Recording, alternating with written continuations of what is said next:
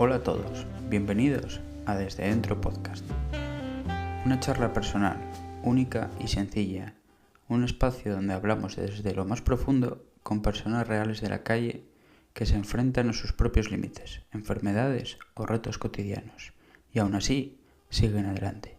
Aquí no hay filtros, solo historias que nacen desde especialmente emocionado, porque esta primera conversación es con alguien a quien admiro profundamente, Carla, mi pareja, mi compañera de vida. Una mujer que ha luchado muchísimo con la ansiedad, con sus límites y con la presión de volver a sentirse bien desde dentro.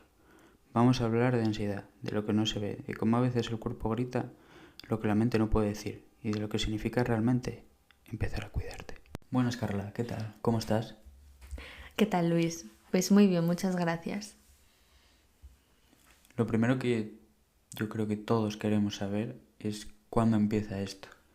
¿Empieza en la infancia, en la adolescencia o hace un par de años? Bueno, en mi caso, la primera vez que escuché hablar de la palabra ansiedad fue en un momento bastante oscuro de mi vida, cuando estaba sufriendo acoso escolar. Tenía 15 años y no sabía el motivo por el cual mi cuerpo y mi mente estaban tratándose tan mal. Era como una lucha diaria en la que se odiaban y yo me encontraba un poco como si fuera el alma en medio y estaba sufriendo muchísimo. No obstante, las personas que sufrimos ansiedad, una vez que, pues nos metemos un poco de lleno en el hecho de querer entendernos y saber por qué estamos así y sobre todo querer mejorar, muchas veces sí que nos dicen psicólogos o terapeutas que seguramente a lo largo de nuestra infancia hayamos sufrido algún tipo de ansiedad, pero que no sabíamos que estaba ahí. En mi caso, por ejemplo, te puedo contar que siempre tuve pánico escénico.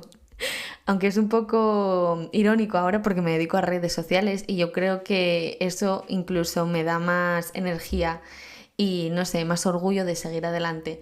Pero recuerdo lo mal que lo pasaba cuando me sacaban a pizarra o me hacían preguntas o incluso el mero hecho de preguntarme la hora por la calle siendo pequeña, yo me metía detrás de mi madre o de mi tío Alberto porque no quería hablar con nadie.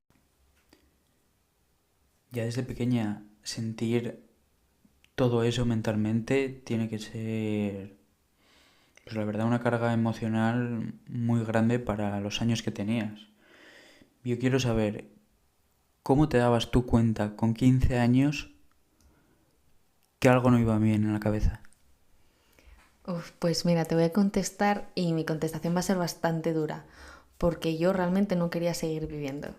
Yo recuerdo que estaba 6 horas en el instituto y llegaba a casa y lo primero que quería hacer era meterme en la cama y desaparecer. No quería que siguieran los días, no quería comer o me daba unos atracones porque intentaba buscar algo de felicidad o de placer a cambio de comida y me asusté muchísimo porque empecé a tener pensamientos de situaciones en las que me ponía en peligro y ahí fue cuando tuve que reventar y contarlo todo.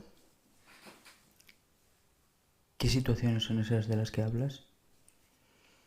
Pues mira, algo que me ha pasado desde siempre y que siempre le he tenido muchísimo miedo y doy gracias, lo primero, a ti por apoyarme siempre tanto respecto a la salud mental y a mi psicóloga, Sonia, porque, mi padre falleció cuando yo tenía 5 para 6 años en una situación bastante, complicada porque él decidió marcharse. Entonces yo me entero justamente cuando estoy en el punto más bajo de mi vida porque llevaban años machacándome con lo que hizo tu padre, lo que hizo tu padre. Yo pensé que había pasado algo muy gordo y cuando me enteré para mí fue un respiro. Pero sí que empecé pues a encajar un poco las piezas de, vale, estos pensamientos que estoy teniendo yo de precipitaciones en ciertas alturas y cómo mi cabeza se lo imagina, fue mucho antes de saber lo que le había pasado a mi padre. Entonces yo decía, madre mía, a ver si va a ser tema genético de igual de familia, de tema mental, porque muchas veces puedes heredar ciertas cosas. Y al final yo voy a acabar como él, decidiendo marcharme antes de tiempo. Doy gracias a que esa psicóloga sobre todo me dijo bajo una circunstancia que a ella le ha pasado que somos niños que tenemos muchas menos posibilidades de hacer este tipo de cosas que, bueno, pues niños que no lo hayan vivido. Pero sí, sobre todo ha sido eso, alturas y mucho miedo. Yo por eso doy gracias a vivir en una casa y no en un piso, porque la cabeza, como te traicione, da muchísimo miedo. Y ya que estás hablando de psicólogos, me imagino que a esa edad tú ya habías ido a algún profesional, ¿no? La primera vez que fui a un psicólogo, recuerdo que fue cuando el tema de mi padre. Ya te digo, yo tenía 5 para 6 años y recuerdo que era en Gijón y era en la Puerta a la Villa. Y lo primero que te hacían era, te ponían ahí lo típico, los juegos. Es que encima recuerdo todo. Y yo siempre he tenido muchísimo apego emocional a mi madre. Y yo tenía la necesidad de dormir por la noche con mi madre. Yo me sentía protegida. Al final, pues hoy habíamos vivido algo muy traumático y yo tenía la necesidad, y siempre tuve la necesidad, de ser cuidadora. Siempre he visto a los demás pues sufrir muchísimo. He visto muchas desgracias desde muy pequeña y siempre he intentado ser pues el alma caritativa que está ahí para todos. Y recuerdo que esa psicóloga me dijo que no podía dormir con mi madre, que tenía que hacerme frente a mis miedos, y yo era muy pequeña, yo estaba alucinando. Y luego cuando volví a retomar el tema de los psicólogos fue cuando el acoso escolar, porque bueno, una vez que lo cuentas, pues bueno, la médica de cabecera te suele derivar al centro de salud más cercano. En mi caso fue el del Coto, porque soy de Gijón, y no tuve bastante cercanía con esa psicóloga. Era muy jovencita, lo único que decía era que bueno, que niños celosos y niñas celosas iba a haber en todos los institutos, y por el hecho de que a mí me dijeran ciertas cosas no era acoso escolar.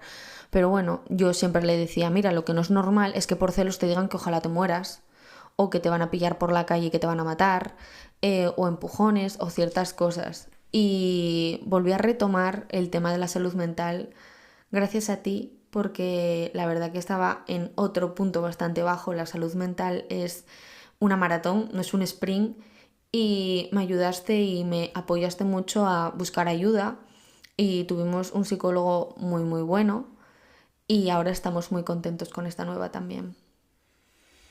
Eso es a donde yo quiero llegar.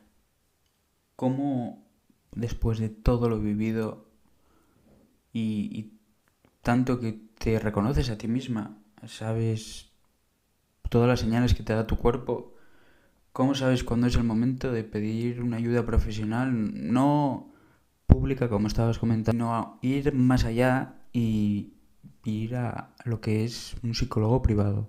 ¿Cómo sabes cuando ir te da señales tu cuerpo para decir, vale, esto yo no puedo, necesito algo más? Bueno, dado que tengo bastantes lagunas mentales de cara a todo lo vivido cuando la depresión, porque tuve depresión desde los 15 hasta los 19, una cosa así, y estoy muy orgullosa de decir que salí de allí sin medicación. En 2021, yo soy del 2000, bueno, unas 3 semanas antes de cumplir 21 años, que los cumplo el 4 de julio, mi abuelo, bueno, enferma, fallece. Para mí era una figura paterna muy importante, era el que mandaba en casa, era el patriarca. Y empecé a tener otra vez esa sensación de que mi cuerpo y mi mente no conectaban, y empecé a tener miedo. Desarrollé cierta claustrofobia a tal punto de tener que dormir con las ventanas abiertas, la puerta de la habitación abierta, la puerta de casa abierta, cosas que nunca me habían pasado y que había pasado muchas otras. Y en el momento en que yo ya sentía que me tenía miedo porque no sabía si iba a ser capaz de controlar mi cabeza, fue cuando decidí, vale, pues en vez de ir por la sanidad pública, por el centro de salud que te mande la médica cabecera, simplemente decidí, porque tenía un seguro de estos de salud, ir a un psiquiatra que está en Gijón, y fui directamente a pedirle pastillas. Yo necesitaba pastillas, yo no era capaz de controlarme. Para mí fue un shock total, porque lo último que había vivido había sido con 5 o 6 años, y aunque no recuerdo muy bien todo, sí que tengo esa sensación de que soy muy controladora porque no quiero que nadie sufra. Entonces yo, en el entierro de mi abuelo y en todo el velatorio, yo lo que hacía era procurar que mis tíos estuvieran bien, que mi abuela estuviera bien, que mi madre estuviera bien, pero yo no me estaba preocupando de estar bien. Yo no me permití llorar nunca. Entonces, cuando empecé con las pastillas, lo pasé bastante mal, no me ayudaron para nada. Creo que esas pastillas, según lo vivido personal, no te hacen ser como tú eres. No te hacen llorar cuando tienes que llorar y reír cuando tienes que reír. Entonces, bueno, eso al final te lo hace casi siempre lo que es pues la sanidad pública.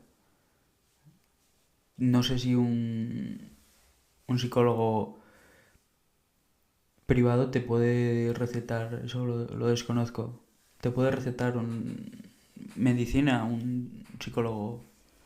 A ver, te cuento. Realmente, por conocimiento propio, que igual otras personas que estéis escuchando tenéis otro concepto o, bueno, vuestra experiencia. Hasta el día de hoy, yo lo que sé es que medicación para la salud mental te la tiene que recetar un psiquiatra. Yo sí que me arrepiento, o bueno, fue en esa circunstancia, la verdad que aprendí mucho, no solo a nivel físico, sino emocional y mental, de lo que las pastillas le estaban haciendo a mi cuerpo. Pero durante ese año que estuve tomando, que encima voy a decir lo que estaba tomando, que era escitalopram, es un captador de serotonina, ¿no? Tu cerebro pues no es capaz de captar y es como si las pequeñas dosis que tu cuerpo pues va creando, pues te las va almacenando. Bueno, en mi caso lo único que almacenó fueron bastantes ataques de ansiedad, no podía llorar, no me sentía feliz, estaba como un vegetal. ¿Qué pasa? Decido dejarlas porque siento que no me están haciendo bien y yo de aquella encima tenía una empresa, con lo cual tuve que caer de baja porque estaba muy mal, no dormía, no comía, estaba muy mal. Yo no recuerdo algo tan duro, sobre todo de adulta, porque cuando eres adolescente es diferente. Y recuerdo que eso, cuando iba a la médica de cabecera por el tema de la baja, me decía, ¿estás tomando medicación? Yo le decía, no. Decía, pues tienes que tomar medicación. No sé hasta qué punto una médica de cabecera, por mucho que tenga un amplio conocimiento sobre la salud, te pueda recetar así como así antidepresivos, porque no son ningún juguete ni ningún caramelo de menta. Lo que me recetó ella me hizo engordar 30 kilos. Y aparte de eso me cayó el pelo, tenía brotes hormonales. Y más adelante, porque hace poco me diagnosticaron endometriosis, que también afecta mucho a la ansiedad, me estuve informando y parece ser que los antidepresivos pueden acelerar enfermedades como estas. Entonces, bueno, creo que estamos en una sociedad en la que se premia mucho la medicación antes que la raíz del problema, con lo cual es bastante triste porque cada vez hay más gente joven con estos síntomas y vivimos una vida muy rápida en la que todos queremos lo de los demás, queremos una vida perfecta, ser ricos y al final lo que no nos damos cuenta es que la gran riqueza que tenemos es el estar tranquilos y tener la mente y el cuerpo en paz. Has ido ahí a un tema en el que me gusta mucho, que es la sociedad hoy en día. Hoy en día este tema cada vez se está viendo más, pero ha sido muy criticado. Y lo que yo te quiero preguntar es, ¿qué barreras sociales crees que existen hoy en día para ir a terapia? Yo creo que hay muchas que no se ven, pero sí que voy a terapia. Es que estás loco, te pasa algo, estás mal de la cabeza. No significa que estés loco, estés mal de la cabeza. Significa que tienes que tranquilizar tus pensamientos de tu cabeza y saber qué es lo que te dice tu cabeza y tu cuerpo. ¿Tú crees que existen barreras sociales hoy en día? Totalmente. Es más, hoy leí una frase que decía, al psicólogo no va el paciente, va la víctima de él. Con lo cual yo creo que, lógicamente, depende de la vida que tú tengas, pues vas a necesitarlo antes o después. En mi caso, yo voy al psicólogo porque quiero, lo primero, ser mejor persona y encontrarme mejor conmigo misma. Y luego porque te cuesta lo mismo ser buena persona como mala persona. ¿Qué pasa? Que este mundo de tantas envidias, de tanto daño, de tanto dolor, incluso en las noticias, tú hoy en día pones las noticias y lo primero que son muertes, desgracias, accidentes, no sale nadie que le haya tocado la lotería o alguien que haya curado una depresión o un tipo de ansiedad o una fobia como tengo yo. Y luego encima yo creo que también nos llama mucho la generación de cristal. Entonces, a mí me hace mucha gracia porque no es que seamos la generación de cristal, es que somos hijos y nietos de personas que han sido criadas en el machaque de te machaco porque quiero que seas mejor persona, te machaco porque quiero que te superes. Ya, pero por ejemplo, yo que soy una persona altamente sensible, a mí que me digas eres una inútil, búscate la vida, pues a mí en vez de hacer que me haga fuerte, pues igual me hundes. Yo lo que necesito es apoyo y amor y eso lo que no pueden hacer es englobar a todo el mundo en un mismo tipo de educación porque eso no existe. Entonces somos los resultados de muchos traumas y sobre todo generacionales en mi caso. Bueno, es bueno que lo comentes, la generación de cristal. Yo creo que hay de todo, porque hay gente que no aguanta la presión de hoy en día y cada vez hay más. Y más siendo adultos, que o trabajas tú y consigues pues ahorrar todo el salario que consigues para poder tener ocio y demás, o no llegas a ningún lado. Y bueno, yo creo que la generación que viene de antes es una generación muy trabajadora, en la cual pues antiguamente solo era trabajar, ocio también obviamente, pero sobre todo era mucho más trabajar. Y oye, a día de hoy yo creo que puede haber personas que tengan ese pensamiento de trabajar, de trabajar, de trabajar para conseguir sus metas o sus proyectos que están haciendo, como es Desde Dentro Podcast. Y quiero ir a eso que habíamos hablado de las ideas dañinas que nos puede decir la gente o qué nos podemos decir a nosotros mismos, porque eso también es más fuerte lo que nos decimos nosotros a nosotros mismos que lo que nos dice, por ejemplo, el vecino de al lado. En mi caso, el vecino de al lado me puede decir misa porque me entra por un oído y me sale por otro, pero ¿qué, qué frases o ideas dañinas tendríamos que dejar de decirnos? Bueno, para empezar, vamos a hablar un poco de lo de fuera, de las personas, ¿no? En mi caso, yo me siento bastante afortunada porque, por ejemplo, mis padres, porque bueno, mi madre se volvió a casar, eh, siempre me apoyaron totalmente, incluso mis hermanos, mi abuela Maruja. Sí que, por ejemplo, de parte de mis abuelos maternos no lo entendían. Son personas que nacieron en la posguerra. En el caso de mi abuela eran 18 hermanos. Y claro, una persona que ha vivido tanto, que ha sufrido tantísimo, que le digas que tienes que ir al psicólogo, para ellos era decir, ¿pero al psicólogo a qué? Si estás bien. Claro, es que es muy complicado porque cuando ves que la gente que tienes a tu alrededor, que se supone que debería de apoyarte, porque al final, oye, no es que digas tú, oye, pues mira, voy a ir a meterme en una, yo qué sé, en una bañera llena de lava para que me queme entera. No, pues voy a ir a terapia. ¿Por qué? Porque lo necesito. Y muchas veces necesito que alguien de detrás me diga, me parece genial, necesitas que te acompañe o necesitas que te lleve. Al final es un gesto mínimo, pero que significa un mundo en muchas personas. Y muchas de las cosas que nos podemos decir, sobre todo cuando estamos en puntos bajos, es estoy perdiendo la cabeza. Porque realmente no estás perdiendo la cabeza, tu cabeza te está pidiendo auxilio. Es el acto de amor más puro que el cerebro muchas veces hace por nosotros mismos. Yo me he encontrado en situaciones en las que me he odiado frente al espejo, me he odiado durmiendo, me he odiado en muchas ocasiones, porque también he vivido cosas que no he podido controlar y que al final me echaba la culpa. Pero ¿hasta qué punto tú puedes controlar algo que no está de tu mano? Yo puedo decir, pues mira, hoy voy a salir a la calle y me voy a encontrar 20 coches azules. Eso puede ser o no, hay una probabilidad, pero sí que puedo decir, vale, hoy voy a salir a la calle y a todo el mundo que me cruce le voy a sonreír, le voy a desear buenos días. Eso sí está de mi mano. Entonces, en el momento en que tu cabeza entiende que lo que no puedes controlar lo tienes que soltar, cambia muchísimo la perspectiva de tus pensamientos. Como tú dices, Carla, los pequeños detalles hacen grandes momentos.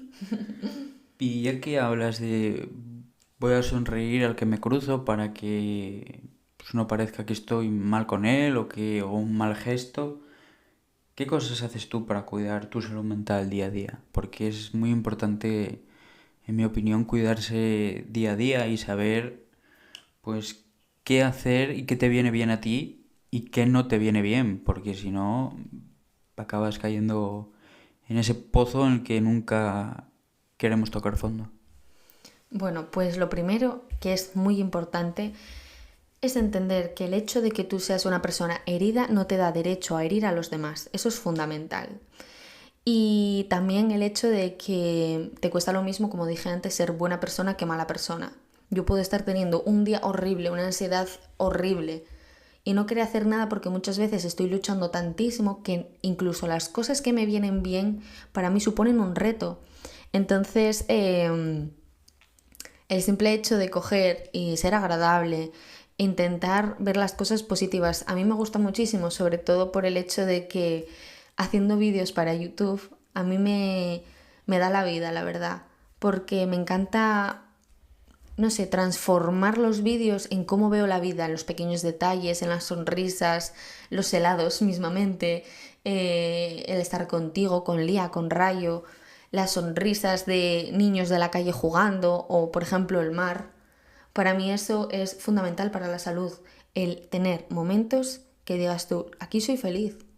Y no necesitas tener un Bugatti, como igual piensa mucha gente, porque es que al final tú puedes tener un Bugatti pero no querer ni conducirlo de lo mal que te encuentras. Lo que tú dices, Carla, el dinero no da la felicidad y para ser feliz hoy en día, pues mucho más que 5 billetes y decir compra lo que quieras, porque eso no te va a llenar, emocionalmente no te llena. Y estabas hablando de los vídeos de YouTube, que subes vídeos a YouTube, Sí. bueno, cuentas ya con una base fenomenal de 1200 suscriptores, ¿verdad? Sí.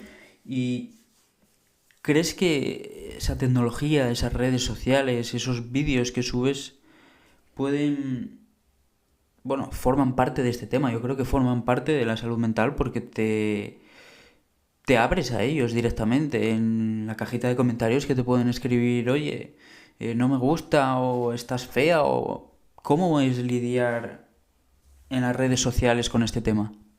Uf, es muy complicado porque encima hoy en día todo el mundo quiere ser famoso, a mí me hace mucha gracia.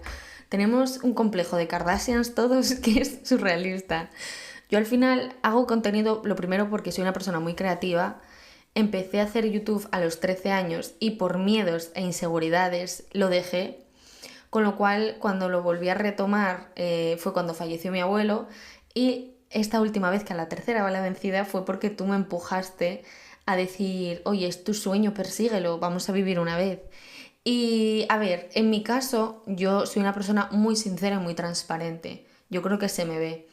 Incluso los psicólogos que hemos tenido hasta ahora me lo han dicho, han visto mi contenido, me han dicho, vale, sí, pero es que no se ve una persona que esté ahí para ser una chula ni para enseñar su cuerpo, que cada uno hace lo que le da la gana. Pero en mi caso yo enseño mi alma, yo enseño por qué he llegado a este punto, qué es lo que he hecho, lo que no he hecho y sobre todo lo que más me gusta, porque, a ver, la balanza está bastante positiva de la cantidad de gente que me dice, jolín, pues me has ayudado muchísimo con el tema de la ansiedad o con el tema del acoso escolar, se lo acabo de contar a mis padres porque vi tu vídeo, cosas que dices tú, gracias, de verdad, porque a mí me hubiera gustado tener a una Carla que subiera un vídeo y que me dijera, está bien, es normal que te sientas así, pero lo que no es normal es lo que tu cabeza te quiere hacer pensar, entonces vamos a ayudarla. Tú no eres tu propio enemigo. Eres el mayor y el verdadero amor de tu vida. Al final, vienes tú y marchas tú. Nadie va a marchar contigo, ni lo material, ni las personas, ni nada. Ya que dices eso de que te dicen cosas positivas en las redes sociales, como en ese caso que has dicho que le has ayudado a la ansiedad, que se lo han dicho a los padres y demás, y que tú necesitabas a alguien en ese momento para decir, oye, esto está saliendo bien, está saliendo como... Igual no como tú quieres, pero está saliendo adelante. Es muy importante eso. Hay veces, muchas veces, que no sale como tú quieres, pero sale. Y eso es muy importante. Sacar pues, lo que es el trabajo o el día adelante. Porque al final es en lo que tú basas tu progreso y tu esfuerzo. Y como dices antes, repetimos, necesitabas a alguien ahí para decirte, esto está saliendo bien. ¿Cómo crees que podemos apoyar a alguien que está atravesando pues, una crisis emocional o que está tocando fondo y aún no lo ha tocado y le queda lo peor? ¿Cómo crees que podemos ayudar a esa persona? Bueno, en la mayoría de los casos, cuando estamos atravesando algo tan duro, que al final somos animales, el ser humano es un animal. ¿Cuál es la primera reacción ante un peligro de un animal? Huir. Con lo cual, la huida, el hecho de que no tenemos esa cosa física de decir, pues huyo, me voy a otro sitio. No, tú tienes que seguir yendo a clase, yendo al trabajo, viendo a igual personas que no te aportan nada. Con lo cual, lo principal que hay que hacer es dar un muro de seguridad, de saber, estoy aquí, pase lo que pase, pero tampoco empujar a la gente. No te puedo obligar a ir a terapia si no estás preparado, pero quiero que sepas que en el momento en que tú me digas, ayúdame, yo voy a estar ahí. ¿Y por qué crees que es importante hablar las cosas siempre, decir, estoy mal? No está mal decir estoy mal. Una frase un poco compleja, pero es la verdad. Hoy en día parece que dices estoy mal y parece que no... Que no se Pues entiende. que no se entiende, eso es, que no te entienden si dices estoy mal. Pues muchas veces estás mal y hay que luchar con eso y salir adelante. Y pues yo desde aquí lo digo a todos, decir que estáis mal porque es bueno decir estoy mal, no puedo más. Y a partir de ahí pues decir, vale, ¿qué puedo corregir o qué he hecho mal hoy?